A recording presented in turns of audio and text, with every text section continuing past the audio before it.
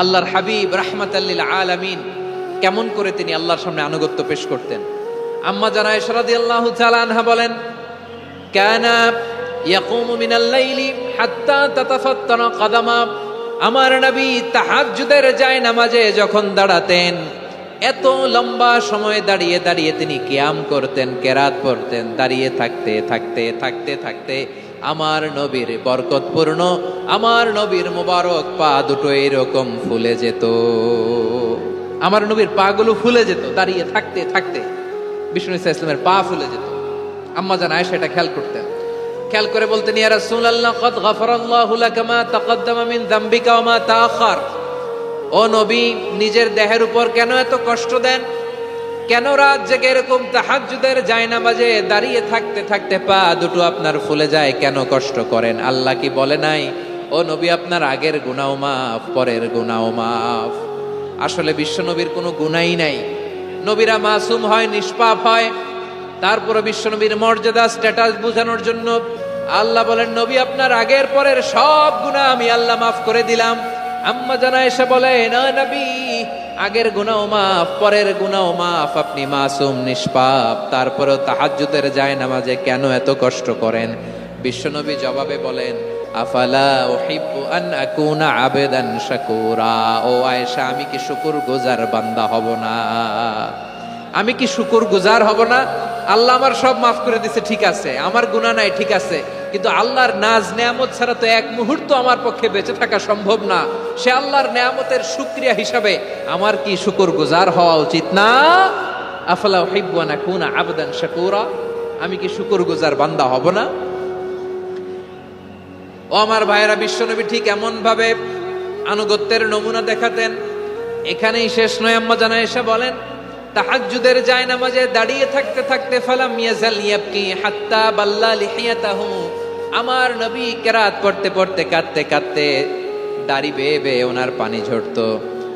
আর এক জায়গায় এসেছে হাত্তা বাল্লা হাজারাহু, নবীর জামা ভিজে যেত চোখের পানিতে।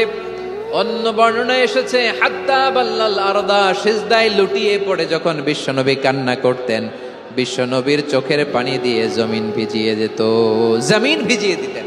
কি আনুগত্য, কি আনুগত্য!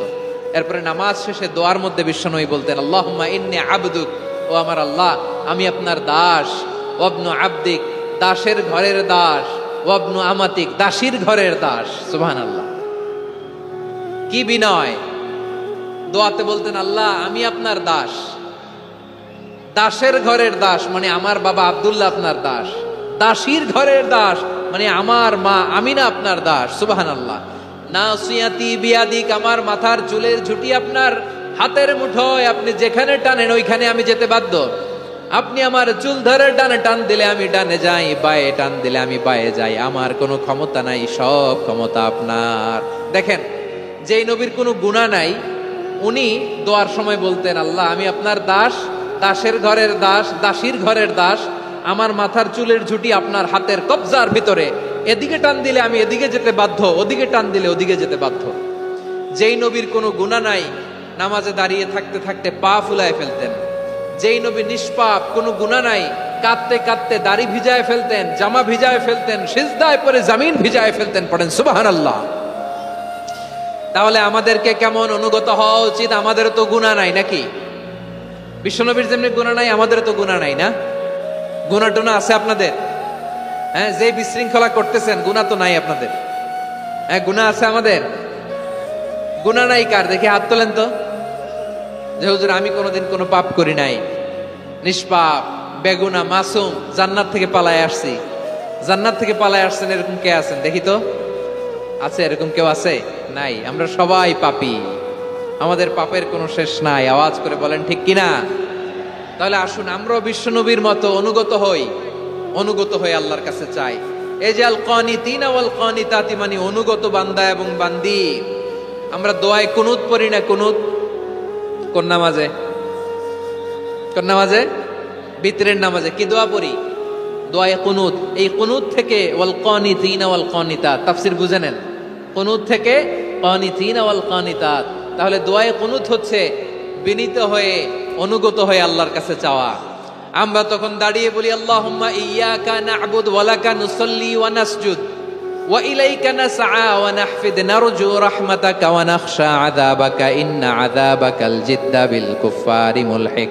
আল্লাহ, আপনার কাছে চাই, আপনার কাছে প্রার্থনা করি, আপনার আযাবকে ভয় করি, আপনি ছাড়া আমাদের বাঁচাবার কেউ নাই। কুনুতের মধ্যে আমরা এই দোয়া করি কি করি না? অনুগত হয়ে এই দোয়া করি।